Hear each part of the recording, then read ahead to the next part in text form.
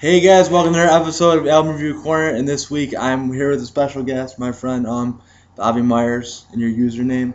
rkmloveshp. Check his videos out. Might as well get that out of the way. Today we're gonna As if it's a bird. yeah we're gonna be reviewing Paul McCartney and his 2008 album Electric Arguments. It's kind of an experimental album, and it's a third, and actually it's not even Paul McCartney. It's with musical duo Paul, and then the producer Youth, which I didn't even know who he was. Yeah, Mark Glover. Honestly, yeah.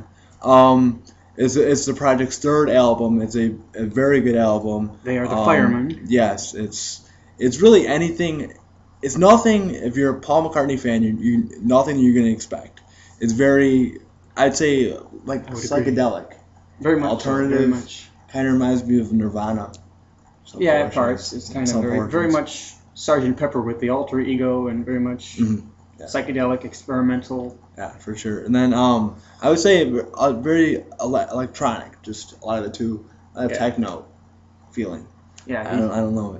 He's experimenting in the studio. And, So, I mean it's very new. Yeah, I've said this in previous videos. My last one, I really don't like the techno feeling in some of these albums, but I mean for this, it went by fast. It fits. It fit perfectly. Because you got a lot of current artists who don't use techno to the fullest, and they don't have it fit in the songs, and that's why a lot of the current stuff is not up to par. But for this instance, it is very much very much great. Yeah. I like the raw feel to it for sure.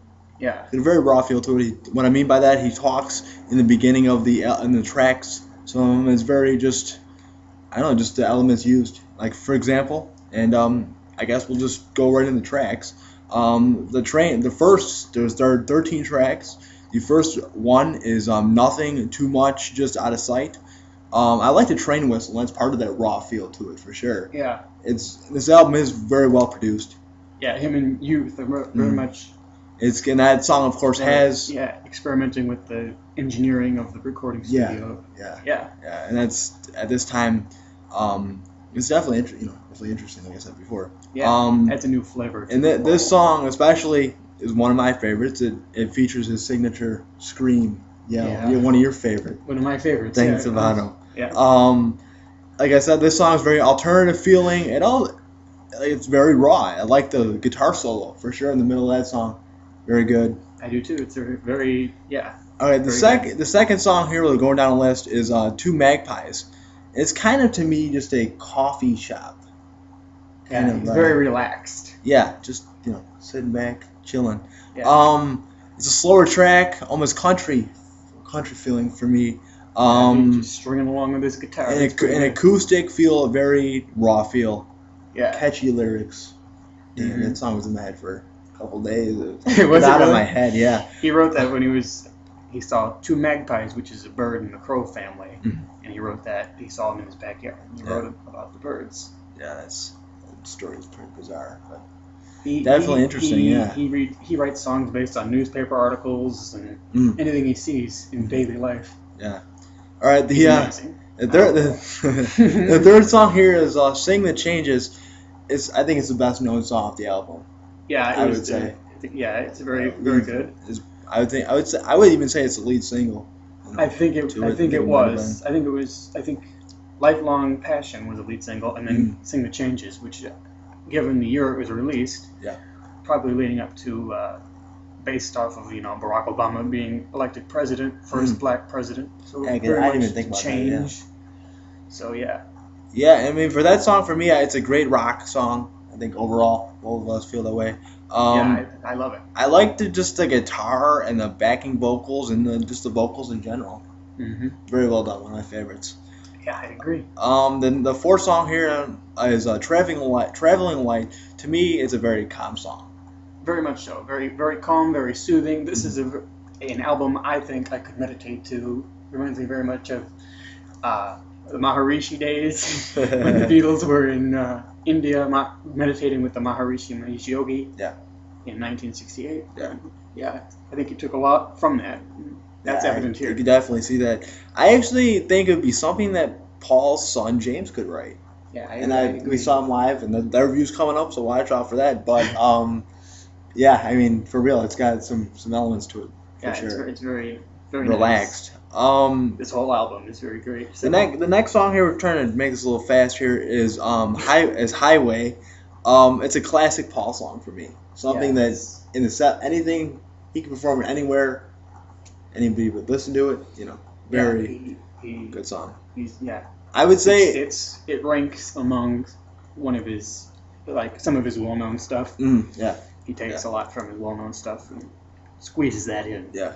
I would say that just in general, and with this song especially, bought this entire album, there's a lot of a pop feel to it as well. This could be played on the local radio stations here. Yeah. You know, whatever. And I love this song especially throughout the entire album. The drum work on this one especially, just kind of the bongo feel to it. Yeah, very much jungle-esque. Yeah.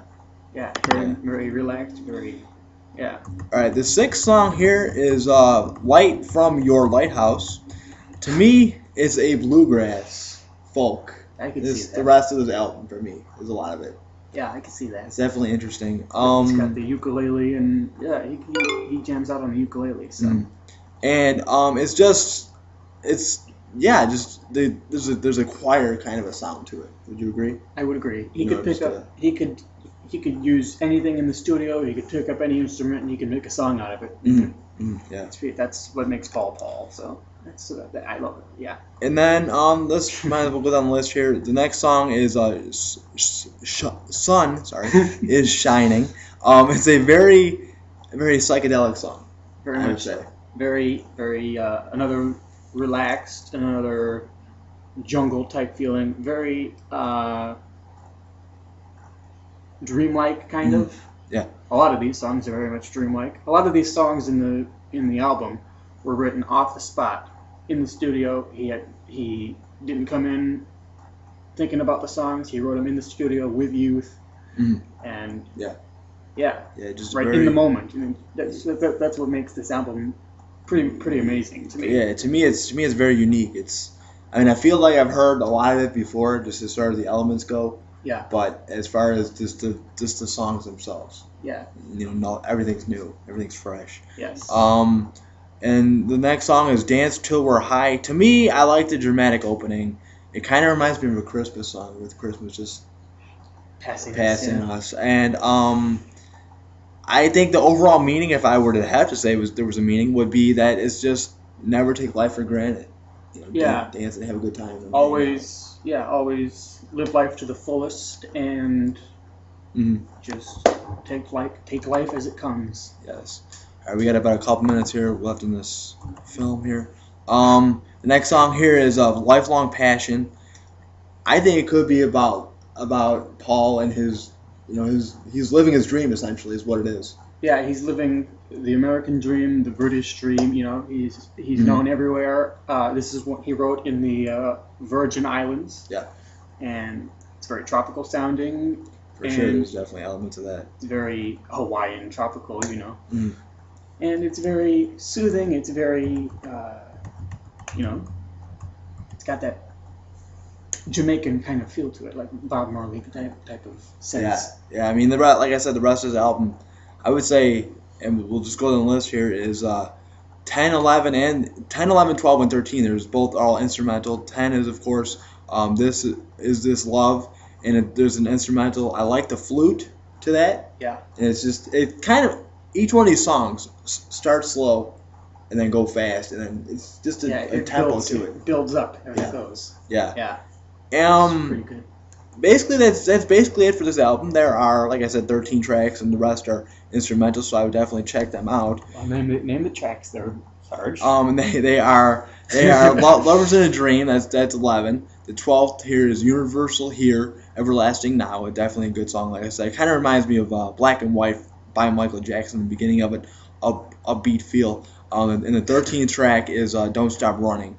I like the dramatic opening. I feel that it kind of has an element of Bon Jovi to it, maybe. Yeah, Living on a Prayer kind of opening. Yeah. And just in general, what do you think of the album, real fast?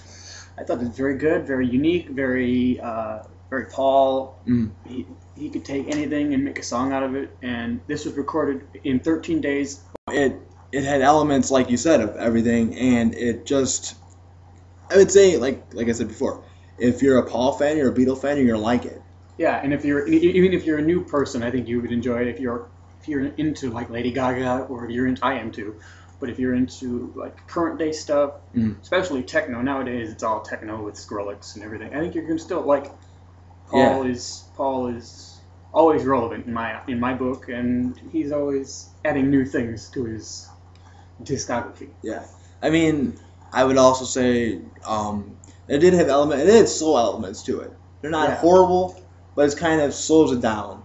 Yeah, this one likes the fast. I like the faster. I like stuff I can sit down, meditate to. Meditate. Probably one of those. Well, that's it, guys. Thank you for watching this. Again, check out Abby's channel. Say your channel again. rkmloveshp. He's got some videos with his niece, and I've got my album review corners and these concert videos. So feel free to check that stuff out. We'll have the links below. And have a nice day. Bye-bye.